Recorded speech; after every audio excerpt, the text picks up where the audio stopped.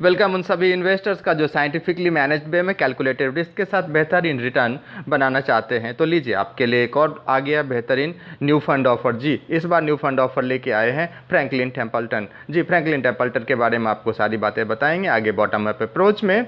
साथ ही आपको फंड की सारी जानकारी भी देंगे। लार्ज कैप, मिड कैप और स्मॉल कैप तीनों में ही इनका एक्सपोजर रहने वाला है और नाम इन्होंने इस एनएफओ का रखा है Franklin India multi cap fund. NFO जारी कर दिया है इन्होंने, ओपन कर दिया है इन्होंने 8 जुलाई से और एनएफओ क्लोज करेंगे ये 22 जुलाई 2024 को। अगर आपने वीडियो को अभी तक सब्सक्राइब नहीं किया है तो सर ये मेरी रिक्वेस्ट है कि एक बार मेरे वीडियो को सब्सक्राइब कर दीजिएगा, थोड़ा सा लाइक भी कीजिएगा और हाँ, अगर ग्रुप में थोड़ा सा शेयर करिएगा तो म्यूचुअल फंड के बारे में लोगों को अवेयरनेस बढ़ेगी। आइए फंड फैक्ट से शुरुआत करते हैं, फिर बॉटम अप अप्रोच में पूरी कहानी जानेंगे। फंड फैक्ट में सर सबसे पहले बताऊंगा फंड का डिस्क्रिप्शन डाइवर्सिफाइड इक्विटी फंड होगा, क्योंकि लार्ज कैप, मिड कैप और स्मॉल कैप तीनों में ही एक्सपोजर होगा। थ्योरेटिकली अगर बात करें तो वहाँ पे 25-25-25 का रूल रहता है, यानी कि 25 या 75, 25% लार्ज कैप में, 25% स्मॉल कैप में और 25% मिड कैप में रहता है और बाकी 25% एएमसी के विवेकाधीन होता है। लेकिन यहाँ क्या होने वाला है मैं अभी बताऊँगा आगे। चलिए, लॉन्च डेट जुलाई 8 को होने वाला है। इसे मैनेज कौन करेंगे, वो भी R Janaki Raman sir, Kiran Sebastian, Akhil Kallody sir, Sandeep Menon sir भी होंगे डेडिकेटेड फंड मैनेजर इनके। इन्वेस्टमेंट स्टाइल कैसा रहेगा sir, blend of growth and value. जी हाँ, ग्रोथ का इनका भी रहेगा ऑब्जेक्टिव, साथ ही वैल्यू एप्रिसिएशन पे भी इनकी नज़र रहेगी। हाँ, आप सब्सक्राइबर के नज़रिए से आप ये जानना चाहेंगे तो सर आपको बताओ कि लमसम 5,000 से आप शुरुआत कर सकते हैं, एडिशनल परचेज 1,000 का लगा सकते हैं। Redemption ₹1,000 the amount of subscription and redemption in excess of the minimum amount specified above is any amount in multiple of ₹1। SIP भी कर सकते हैं जो कि मात्र 500 से शुरुआत कर सकते हैं। बेंचमार्क की जहां बात करूं तो निफ्टी 500, मल्टी कैप 50, 25-25 इंडेक्स होगा यानी 50%, बाकी 25-25 LMS की बात कर रहे हैं, लार्ज कैप, मिड कैप और स्मॉल कैप 50, 25-25। एग्जिट लोड भी रहने वाला है sir 1.00% in if redeem on और बिफोर 1 ईयर। 1 साल से पहले अगर कोई रिडीम्शन लगता है तो 1% का इस पे एग्जिट लोड रहने वाला है, उसके बाद कुछ भी नहीं लगेगा। हाँ, सबसे इंपॉर्टेंट, रिस्कोमीटर पे इसका कंपास वेरी हाई पे है। हैंसफोर्थ सब कुछ SID को, SAI को सब कुछ गो थ्रू करना है डिसीजन लेने से पहले। बॉटम अप अप्रोच करने से पहले जानते हैं कैपिटलाइजेशन के बारे में, क्योंकि ये मल्टी कैप फंड है और बार बार मैं इस्तेमाल करूंगा large cap, mid cap, small cap जैसे शब्दों का। तो पहले कैपिटलाइजेशन के बारे में बिगिनर इन्वेस्टर के लिए बता दूं कि सर कैपिटलाइजेशन कह लीजिए उसे, डेट आउटस्टैंडिंग स्टॉक और रिटेन्ड स्टॉक जैसे बुक वैल्यू कहते हैं, ये capitalization. It's refer to the market capitalization, है ना। अब मार्केट कैपिटलाइजेशन का मतलब ये हो जाता है कि कोई भी ऑर्गेनाइजेशन, कोई भी कंपनी, कोई भी स्टॉक्स अगर वो अपने आप को लिक्विडेट करे, लिक्विडेट मतलब अपना पैसा छुटाना चाहे कि मैं ठीक है मुझे पैसा चाहिए, मैं सेल आउट कर दूंगा इसे, तो उसे कितना पैसा मिलेगा, ये मार्केट कैपिटलाइजेशन है। अब सेबी ने इसी मार्केट कैपिटलाइजेशन के बेसिस पे रैंकिंग करी हुई है।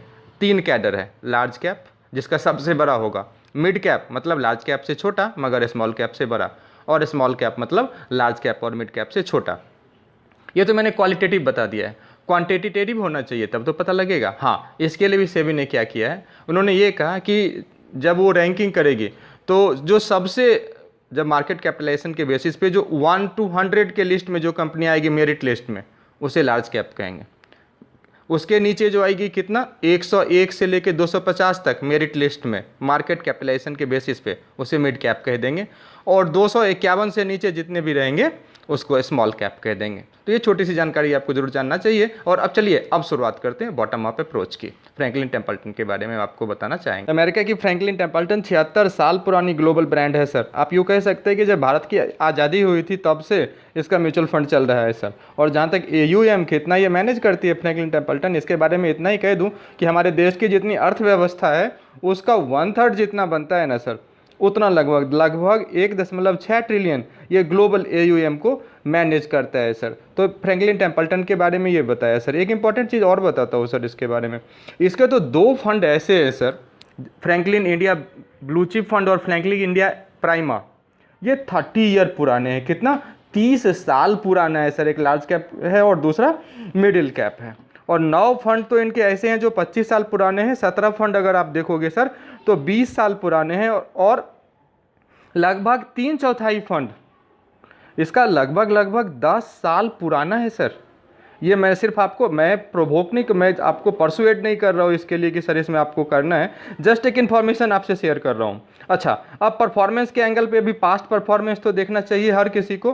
तो फ्रैंकलिन टेम्पल्टन के एक फंड ने सर आपको 30 साल में कितना बना के दिया, जो 30 साल पुराना फंड है सर, वो भी जान के आपको आश्चर्य लगेगा।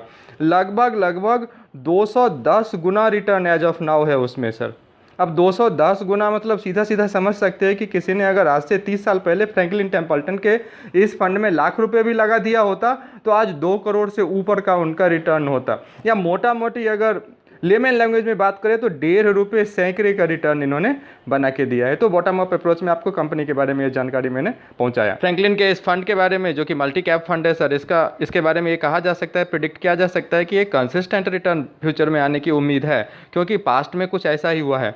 अगर 2006 से लेकर 2023 के आंकड़ों पर नज़र डालें सर, तो अगर आप कंपेयर करेंगे इसे निफ्टी 100 TRI के साथ, या निफ्टी मिड कैप 150 TRI के साथ, या निफ्टी स्मॉल कैप 250 TRI के साथ, या आप निफ्टी 500 TRI डाइवर्सिफाइड के साथ, तो आप इसमें आप एक चीज़ नोट करेंगे कि सर कि निफ्टी 500 मल्टी कैप 50 25 25, मतलब लार्ज कैप 50 और मिड कैप और स्मॉल कैप 25 अगर एक्सपोजर है पोर्टफोलियो में, तो सर इसने 2006 में से लेके 2023 तक एक कंसिस्टेंट रिटर्न दिया है। अगर आपको आपके स्क्रीन पे ये चार्ट दिख रहा है तो आप जो नीले कलर में लगा हुआ है आप सर्किल, इसको चेक करिए सर। 2006 में 35% प्लस में है, 2007 में 71% प्लस में है, 2008 में सर ये -60% है, 2009 में 105% ऊपर है, 2010 में 19% प्लस है, 2011 में -28% है, 2012 में 37% है, 2013 में मात्र 2% ऊपर है, 2014 में 51% ऊपर है, 2015 में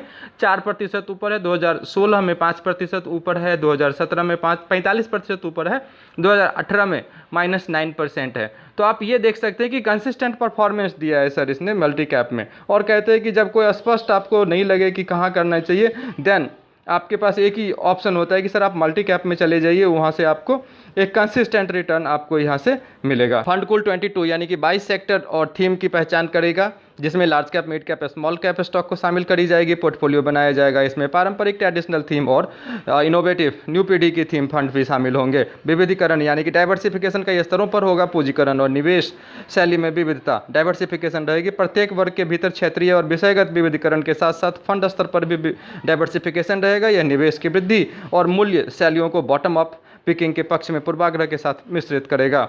और साथ ही आपको पोर्टफोलियो का एक बहुत बेहतरीन हिस्सा आपको जो अपॉर्चुनिटी रहेगा इंडस्ट्री में, नया अपॉर्चुनिटी क्रिएट होगा, उसमें निवेश करने में भी किया जाएगा। साथ ही 50-25-25 का रेशियो रहने वाला है। सो ये मल्टी कैप के प्रदर्शन की अगर बात करें ना सर, यहाँ मल्टी कैप फंड्स ने पिछले 1 वर्ष की अवधि में और शुरुआत से अब तक कैसा प्रदर्शन किया है, इस पर एक अगर जस्ट गो थ्रू करना चाहें तो अल्पकालीन दृष्टिकोण से और अन्य मीडियम यानी कि मध्य दीर्घकालीन लॉन्ग टर्म से अगर शुरुआत से लेके अगर आप यहाँ पे देखेंगे तो 18 मल्टी कैप फंड हैं, जो कि कुल लगभग इकाई दहाई सैकड़े हज़ार 10,000 लाख 1,43,156 करोड़ का प्रबंधन करते हैं। और इसमें अगर आप रिटर्न थोड़ा सा देखेंगे तो एक HSBC मल्टी कैप फंड ने सर एक साल में 64.47% का रिटर्न दिया है। वहीं कोटक मल्टी कैप ने आपको एक साल में 58.64% का रिटर्न जनरेट किया है। ITI मल्टी कैप फंड की बात करें तो 57.98% का रिटर्न जनरेट किया है। एक्सिस मल्टी कैप की बात करें तो 56.36%। लेकिन ये एक साल का रिटर्न केवल यहाँ पे आपको दिखाया गया। आपका होराइजन ज़्यादा रहना चाहिए, क्योंकि रिस्कोमीटर में इसका नीडल वेरी हाई पे है। हैंसफोर्थ रिटर्न सिंस लॉन्च की बात करें तो HSBC मल्टी कैप ने 56.47% सिंस लॉन्च दिया है। कोटक मल्टी कैप ने 27.34%। तो रिटर्न तो आपको बहुत ल्यूक्रेटिव अभी देख रहा है, बट आप इसके एंगल पे डिसीजन मत लीजिए। डिसीजन लेने के लिए आप अपना रिस्क एपेटाइट देखिए, अपना रिस्क प्रोफाइलिंग देखिए, साथ ही SID और SAI को भी बड़े ही अच्छे से देखिए, समझिए, सोचकर समझकर निवेश कर।